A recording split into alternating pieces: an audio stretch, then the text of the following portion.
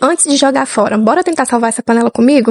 Oi, amigas! E pra esse milagre, precisei fazer uma pasta de brilho caseira. Então já vai pegando papel e caneta e vem comigo que é sucesso. Primeiro começa ralando um sabão em barra glicerinado. Joga tudo na panela com 1 litro de água. Quando começar a ferver, você vai colocar 5 colheres de detergente neutro ou glicerinado. E não esquece de ficar mexendo essa panela entre um ingrediente e outro. Depois coloca 3 colheres de sabão em pó da tua preferência. 2 colheres de vinagre, 2 de pasta de dente e 2 de sal. Se tiver um corantezinho pra dar uma corzinha, bota também. Se não tiver, deixa quieto. Ninguém vai morrer por causa disso, não. Depois de encorpar, tu vai passar pra um recipiente untado com óleo. Agora é só esperar esfriar pra poder desenformar. Mistura pronta, hora de colocar a mão na massa. E pega esse resultado de milhões. Gostou? Faz aí na tua casa e me marca pra eu ver.